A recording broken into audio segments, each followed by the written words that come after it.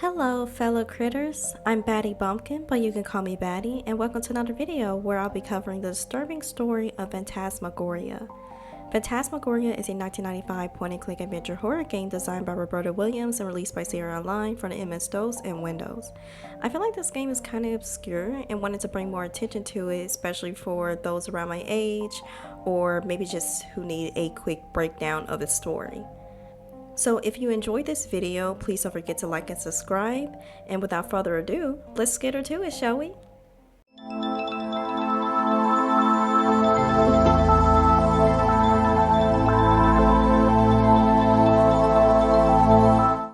Our story begins with our married couple, Adrian and Don, who are settling into their new home, an old mansion on the hill of Nipawamset. Adrian, a novelist, is left to her own vices as her husband Don focuses on his photography work and renovations to the home, and soon discovers that their new home may hold a dark past. After exploring a bit of the house and collecting some clues of its past, you can head out into town. Here we can visit the business of Bob Tompkins, the sleazy real estate agent who sold them their new home. It is here that we learn of the previous homeowner, Mr. Carnavash, and gain a new key to the home.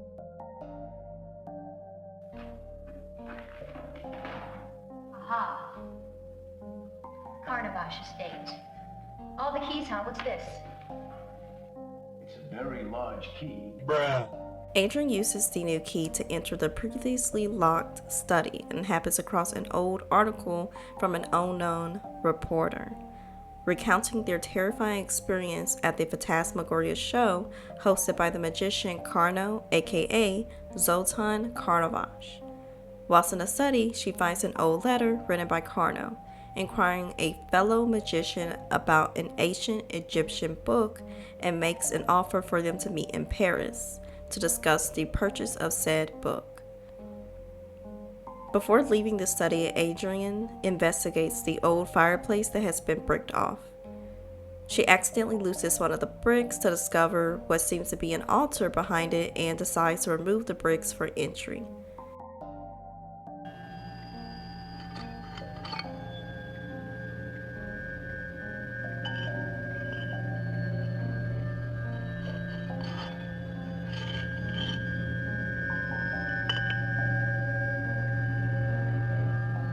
Adrian finds herself inside a small room resembling a chapel. Inside, she finds a large book consisting of what appears to be Carno's family tree, but while doing so is interrupted by the opening of a small chest on the altar.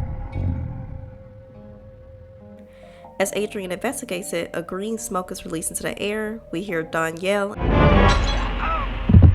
Don? and find him on the floor confused. It's this little guy. What happened? The next day, Don angrily interrupts Adrian's writing to accuse her of neglect due to forgetting to buy him his drain cleaner, although he never asked her of this. Don't be coy with me. I asked you several times to go buy me drain cleaner. Now, did you do it? Daddy, chill. Confused and hurt, Adrian sets off into town to get the drain cleaner. Fine. I'll go to the store and get your goddamn drain cleaner. At the store, Adrian makes conversation with the shopkeeper. He expresses concern after Adrian tells him that she and her husband have just moved into the Carnavash estate. Carnavash Estate? So you're the ones who moved there. Adrian is confused with the concern, which leads him to inform her that the estate is known to be haunted by the magician Zoltan, who passed in the home alongside his wife 100 years prior. Adrian's curiosity is piqued, and she wants to know more, but the shopkeeper refers her to someone who knows more than him, an elderly man by the name of Malcolm, who used to live with Carno as a child.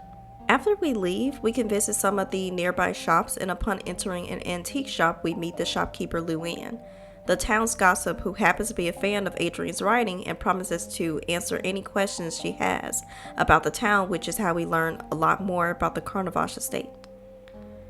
For starters, Adrian asks her if she knows about a man named Malcolm, and Luann says yes and reveals his full name to be Malcolm Wormshadow, a 110-year-old hermit. Oh, damn!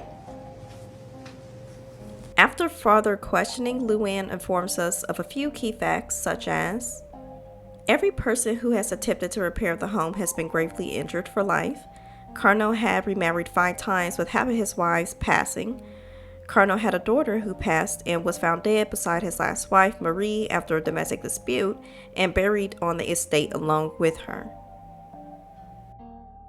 A few days later, Adrian discovers squatters living in the estate's barn, mother and son, Cyrus and Harriet. Adrian asks them to leave, but Harriet suggests that they need them as they can help take care of the large estate for free. Adrian accepts the offer and allows them to stay. Oh, okay. You win. Upon visiting the antique shop, we can read through Luann's scrapbook of old newspaper articles, which is how we learned that Carnot was the victim of a freak accident, being nearly burned to death. Several days after this incident, it is reported that both him and his wife were found dead in their home on October 23, 1898, with the cause of their deaths being unknown. But it is transpired that after he awoke from his coma the night before, he escaped from the hospital after murdering his nurse and managed to find his way home, interrupting a tryst between his wife Marie and her lover, Gaston Warwick. A fight ensued, and Gaston got out alive but vanished. It's the morning of October 21st, and Don is growing more violent each day. He sexually assaults Adrian in their bathroom.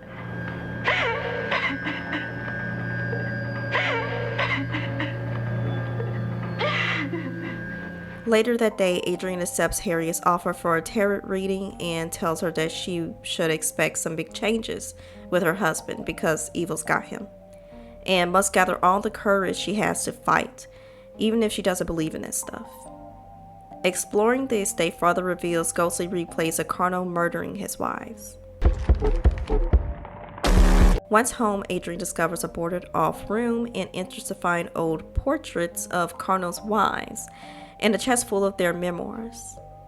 Among them being a diary from Marie accusing Zontan of murdering their child Sophia, and recants that he changed after his trip to Paris.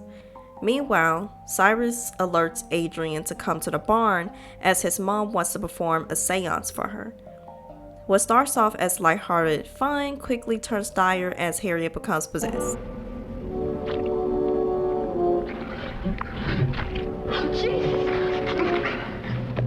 Vomiting a green ectoplasm that takes the form of Carnot. He reveals that he had unleashed an evil entity via the Egyptian tomb, and only Adrian can send it back to where it belongs by finding the dragon. What happened? Finding a projector in the house and turning it on reveals the silhouette of a Chinese dragon shining on the Pacific area of the wall, a button that leads to the secret passageways. After some exploration, Adrian discovers Zoltan's tomb and opens it only to find a locket placed upon his corpse that reads, "To my angel from Marie." Afterwards, Adrian discovers the entryway into the very theater where Carnot performs most of his shows, finding an old photo of a young Malcolm alongside Carnot. It's October 22nd, Adrian returns back to the theater and is shown a vision of Carnot's last performance, his infamous escape trick, where it is revealed that his death wasn't an accident, but a murder attempt by Marie and Gaston.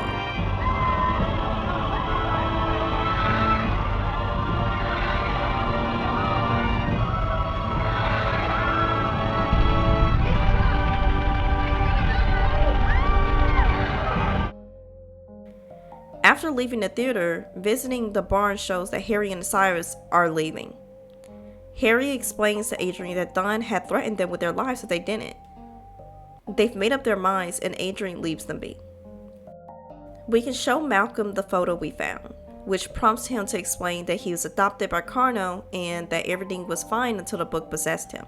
Malcolm confirms that Carnot killed all of his wives and his daughter. Adrian inquires about what happened to Marie and Gaston. Malcolm explains that Marie rigged the machine. Carnot couldn't escape, but it didn't kill him. And after awakening from his coma, he made his way into the home, dragged Gaston into his theater, torturing and mutilating him. After beheading Marie with his man-made contraption, he's impaled by Gaston. The look of shocked surprise on Carnot's face. Poor Gaston was dying. This was his final heroic act. The entity escaped Cardinal's body, and Cardinal tries to follow it, carrying a small chest with him, but succumbs to his injuries. Malcolm, who had been secretly following him, takes the chest and uses it to contain the ancient book and entity inside of it. Malcolm also reveals that the body in the tomb thought to be Cardinal's is actually Gaston's, and that Cardinal's body lies in a secret chamber located elsewhere within the mansion. But wait, Cardinal's not in his tomb? No, that is Gaston Warwick. He was so mutilated that they all thought he was Cardinal. I said nothing. I let them think what they wanted. Malcolm advises Adrian to use the book to send the entity back to the underworld. To send that thing back to where it came from. Back to the other side. You'll need the book, a holy item, the stone of Hammurabi, and the blood of a sentient being. Visiting the home's dark room prompts a cutscene revealing multiple photos of her upon the wall, beheaded. Dawn appears in the dark room, attacking Adrian. We can fight, but our choices will all result in him catching Adrian. He takes her to the theater, attempting to behead her in the same contraption used on Marie, but in the good ending, distracting him allows us to impale him.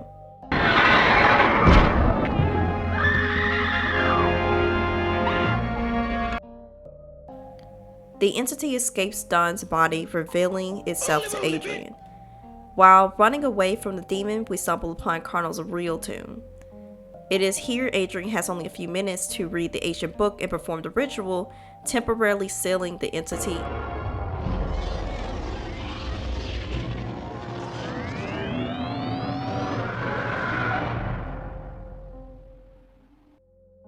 And with that, Adrian is our final girl, albeit visibly traumatized.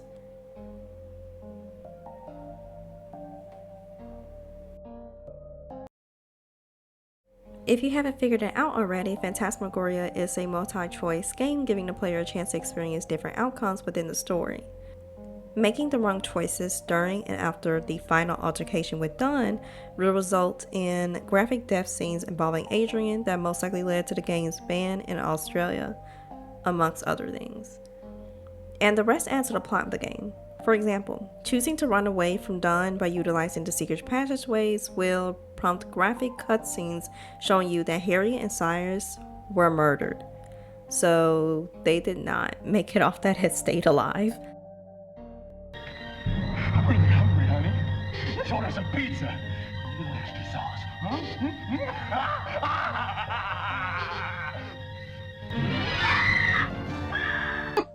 Don't laugh. You can't laugh. Anyway, due to the game's graphic content, it faced a lot of backlash upon its initial release, but a lot of work was put into it, and I greatly recommend looking into the behind the scenes footage and making up the game.